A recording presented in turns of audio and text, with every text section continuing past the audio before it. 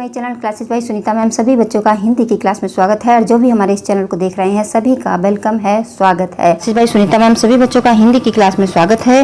और आज इस वीडियो में हम समझेंगे कक्षा 11 का जो पहला पाठ है हिंदी की पुस्तक से लिया गया, भारतवर्षों उन्नति कैसे हो सकती है, जिसके लेखक हैं भारतेंदु हरिश्चंद्र। कक्षा 11 के जो विद्यार्थी हैं वो ध्यानपूर्वक से सुने।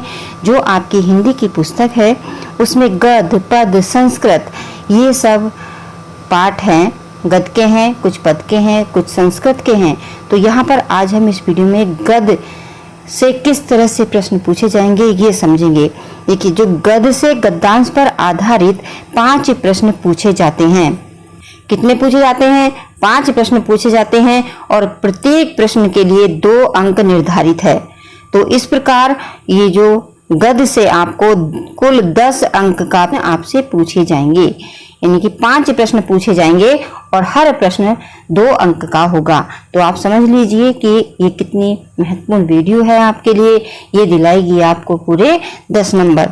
2 नंबर में आपसे पूछा जाता है कि इस पाठ के लेखक कौन है और इस पाठ का नाम क्या है। तो हर पाठ का नाम और उसके लेखक जरूर याद कर लें, और इतना अगर आपने याद कर लिया तो 2 अंक आपके पक्के हैं। जैसे पहला ही पाठ है आपका भारतवर्षों उन्नति कैसे हो सकती है और इसके लेखक कौन है? भारतेंदु हरिश्चंद्र। परीक्षा में इस तरह से एक पैराग्राफ आएगा, उस पैराग्राफ के संबंधित आपसे प्रश्न पूछे जाएंगे। जैसे कि पहला पैराग्राफ है, ये बहुत, देखिए ये जो गद्यांश है ये बहुत ही महत्वपूर्ण है, परीक्षा में अक्सर पूछ लिया जाता है। क्या? हमारे हिंदुस्तानी लोग तो रेल की गाड़ी हैं। इसका मतलब क्या है कि लेखक ने क्यों कहा है हिंदुस्तानी लोगों को कि हमारी हिंदुस्तानी लोग तो रेल की गाड़ी हैं। अब इसके नीचे जो रेखा खींची, ये रेखा क्यों खींची है? क्योंकि देखिए, जब आप प्रश्न देखेंगे ये दूसरा वाला कि प्रस्तुत गद्यांश के रेखांकित अंश की व्याख्या कीजिए, तो रेखांकित अंश की व्याख्या का मतलब होगा कि आपको इतना की ही व्याख्या करनी है, जिसके नीचे रेखा खींची हुई है उतने ही आपको व्याख्या करनी है। रेखांकित अंश का मतलब होता है कि उसकी व्याख्या करना, उसको विस्तार से समझा करके बताना कि लेखक इसमें क्या कहना चाह रहे हैं। तो भारतेंदु जी कहते हैं कि हमारे हिंदुस्तानी लोग तो रेल की गाड़ी हैं। ऐसा उन्होंने कहा क्योंकि जो हिंदुस्तान के लोग हैं बहुत ही विद्वान हैं, लेकिन क्या है, जैसे कि एक गाड़ी होती है फर्स्ट क्लास, उसमें सेकंड क्लास डिब्बे लगे होते हैं, लेकिन अगर उसके आगे इंजन ना लगाओ, जो डिब्बे होते हैं अगर उसमें एक इंजन नहीं लगेगा तो वो क्या होगा, चल नहीं पाएगी, यानी जो डिब्बे हैं वो अपनी मंजिल तक नहीं पहुंचेंगे।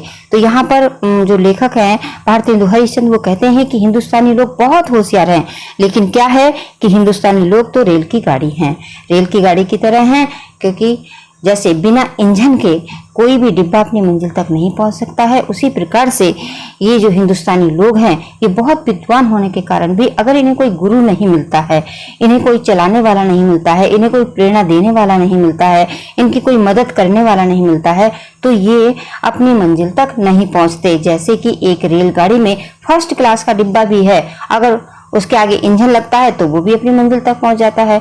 अगर मानो फर्स्ट क्लास का डिब्बा है और उस पे इंजन नहीं लगा है तो वो भी वही स्टेशन पे पड़ा रह जाएगा, और अगर सेकंड क्लास का डिब्बा है उसके आगे इंजन लगेगा तो वो अपनी मंजिल तक पहुंच जाएगा। तो इसी तरह से उन्होंने कहा कि हमारे हिंदुस्तानी लोग तो क्या है, रेल की गाड़ी हैं। बुद्धिमान तो बहुत हैं, लेकिन क्या है कि उनके पास कोई चलाने वाला इंजन नहीं है। जिस दिन ये इंजन मिल जाएगा वो अपनी मंजिल तक पहुंच जाएंगे। देखिए आगे लिखते हैं, यद्यपि फर्स्ट क्लास, सेकंड क्लास आदि गाड़ी बहुत अच्छी और बड़े बड़े मशहूर की इस ट्रेन में लगी है, पर बिना इंजन सब नहीं चल सकती। वैसे ही हिंदुस्तानी लोगों को कोई चलाने वाला हो तो ये क्या नहीं कर सकते। इनसे इतना कह दीजिए, का चुप साधी रहा बलवाना, फिर देखिए हनुमान जी को अपना बल कैसे याद आता है, सो बल कौन याद दिलाए। पर आइए एक और बात, का चुप साधी रहा बलवाना, देखिए हनुमान जी को अपना बल कैसे याद आता है। तो आपने सुनी होगी कहानी हनुमान जी की, बचपन में बहुत ही शरारती थे और जो एक तपस्वी थे वो जब वो आराधना कर रहे थे, पूजा कर रहे थे, उन्होंने उनकी तपस्या भंग कर दी शैतानी के कारण बालपन में। जैसे बच्चे होते हैं शरारत में, और उन तपस्वी को जो है बहुत ही गुस्सा आया और उन्होंने हनुमान जी को दे दिया श्राप कि जिस बल पर तुम घमंड कर रहे हो वो बल जो है तुम भूल जाओगे। लेकिन जो हनुमान जी की माता थी अंजनी माता, उन्होंने देख लिया और अपने बच्चे के लिए हनुमान जी के लिए प्रार्थना की कि बच्चा है माफ कर दीजिए। तब उन्होंने कहा कि मैं इसे माफ नहीं कर सकता क्योंकि बहुत ही शरारती है, लेकिन हाँ अगर आप कहती हैं तो मैं अपना श्राप वापस तो नहीं कर सकता, लेकिन आपको ये कहता हूं कि अगर कोई इसे अपना बल याद दिलाएगा तो इसको जरूर याद आ जाएगा। तो आपने कहानी सुनी होगी जब रावण सीता जी को चुरा करके ले जाता है और सब सुनते हैं कि इतना बड़ा सागर है, इस सागर को पार कैसे किया जाए। तब जामवंत जी को याद आता है कि हनुमान जी तो उड़ने की शक्ति रखते हैं, तो फिर हनुमान जी क्यों नहीं जा सकते उस सागर को पार करने के लिए। तब वो जाकर के हनुमान जी के पास कहते हैं कि तुम जा सकते हो, तुम्हारे पास बहुत शक्ति है, याद करो अपनी शक्तियों को। तो जैसे ही उन्होंने ऐसे कहा तो उन तपस्वी का जो श्राप था वो दूर हुआ और हनुमान जी को अपना सारा बल याद आ गया। तो यहाँ पर उन्होंने ये बात विद्यार्थियों के लिए क्यों कही है, इसलिए कही है कि विद्यार्थियों में जो दिमाग है वो सभी में होता है, लेकिन क्या है कि हर विद्यार्थी को अपने अंदर की जो शक्ति है, जो ताकत है, जो दिमाग है, जो योग्यता है वो पता ही नहीं होती है। कोई गुरु उन्हें मिल जाए कि तुम कर सकते हो, तुम में वो शक्ति है, तुम में वो योग्यता है, तो अगर ऐसा गुरु उन्हें मिल जाता है तो वह विद्यार्थी जो अपने आप को अज्ञानी समझता है, अपनी कोशिश करने पर वह एक दिन ज्ञानी बन जाएगा। उसे याद आ जाएगा अपना बल, अपनी शक्ति, अपनी योग्यता, जैसे हनुमान जी को याद आ गया था। लेकिन फिर बात वही है कि भाई याद कौन दिलाए, सबको अपनी अपनी फुर्सत, अपने कामों से फुर्सत नहीं है, फिर कौन किसका प्रेरणा स्रोत क्यों बने रहे हैं। जब यहाँ पर अंग्रेजों का शासन था उस समय अंग्रेज जो है अपने अपने काम में मस्त थे। वो सोचते थे कि हम क्यों काले जो है लोगों की मदद करें, है ना, हम भारतीयों की मदद क्यों करें। जो राजा महाराजा होते थे वो अपने जो है मनोरंजन में लगे रहते थे, जो सरकारी लोग थे वो अपने काम काज में लगे जाते थे। तो यहाँ पर भारतेंदु जी ने कहा है कि फिर कौन आएगा इन भारतीयों की मदद करने के लिए, कौन आए जो इनको याद दिलाए अपना बल। अब ये आपको पैराग्राफ अच्छी तरह से समझ में आ गया होगा। अब देखिए किस तरह से इसमें से प्रश्न पूछे जाएंगे। सबसे पहला प्रश्न पूछते हैं कि उपयुक्त गद्यांश के पाठ एवं लेखक का नाम लिखिए। तो आपको ये प्रश्न का उत्तर देना है और इसके लिए मिलेंगे आपको 2 अंक। देखिए इसमें पूछ रहा है कि गद्यांश के पाठ का नाम, तो गद्यांश के पाठ का नाम है भारतवर्षों उन्नति कैसे हो सकती है। और लेखक का नाम पूछा है तो लेखक का नाम आपको पता ही है, भारतेंदु हरिश्चंद्र। दूसरा प्रश्न इसमें पूछा है प्रस्तुत गद्यांश के रेखांकित अंश की व्याख्या कीजिए। तो अभी मैंने बहुत बड़ी सी व्याख्या आपको इसकी करके दिखा दी है। तो देखिए जिसके नीचे रेखा खींची होती है उतने का ही आपको व्याख्या करनी है, पूरे यहाँ से लेकर के यहाँ तक की नहीं करनी होती है। ठीक है, जितना रेखा खींची हुई है उतनी ही व्याख्या आपको करनी है और इसके लिए भी पूरे मिलेंगे आपको 2 अंक। अगला प्रश्न है 2 अंक का कि लेखक ने हिंदुस्तानियों को किसके सदृश बताया है। सदृश मतलब समान, तो किसके समान बताया था, रेलगाड़ी के समान बताया था। ठीक है, अगला प्रश्न है का चुप साधी रहा बलवाना, इस कथन से लेखक का क्या आशय है। अभी मैंने इस पंक्ति को बहुत ही विस्तार से समझाया है।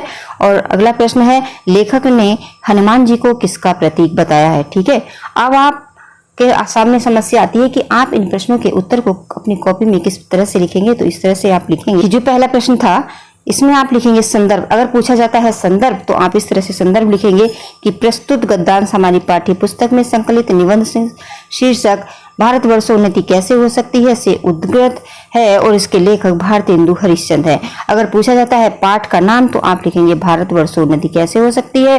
पूछा जाता है लेखक का नाम तो लिखेंगे भारतेंदु हरिश्चंद्र। इस तरह से आप रेखांकित व्याख्या कर सकते हैं कि लेखक भारतेंदु हरिश्चंद्र जी कहते हैं कि ये हिंदुस्तान का बड़ा दुर्भाग्य है कि हिंदुस्तानी लोग अत्यंत आलसी हैं। इस आलसी स्वभाव के कारण ही हम उन्नति नहीं कर पा रहे और अपनी अकर्मण्यता का मतलब होता है आलस्य। इस पाठ में भारतेंदु हरिश्चंद्र ने भारतीयों को आलसी कहा है कि वो विद्वान तो हैं, सब कुछ कर तो सकते हैं, लेकिन क्या करें कि हिंदुस्तान के लोग जो है बहुत ही आलसी हैं। देखिए, बात को याद रखिए कि ये जो पाठ है उस जमाने का लिखा हुआ है जब अंग्रेजों का यहाँ पर राज होता था। आज के परिप्रेक्ष्य में इसको ना समझे कि भारतीयों को आलसी कहा है। अब जैसा माहौल होता है लेखक वैसे ही जो है लेखनी में लिखता है अपनी।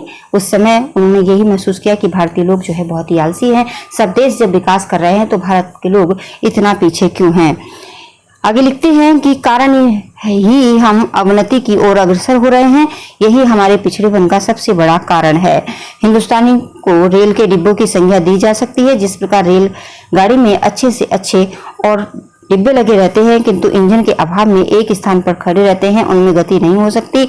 और समुचित नेतृत्व के अभाव में हिंदुस्तानियों में चेतना और सक्रियता उत्पन्न नहीं हो पाती। वे विद्वान शक्तिशाली भी हैं, किंतु उन्हें उचित नेतृत्व नहीं मिल पाता। यदि उन्हें उचित नेतृत्व मिल जाए, यानी कोई उनको चलाने वाला मिल जाए, तो वो बड़े से बड़े कार्य कर सकते हैं। यहाँ पर देखिए, लेखक ने हिंदुस्तानियों को भारतीय रेलगाड़ी के समान बताया है।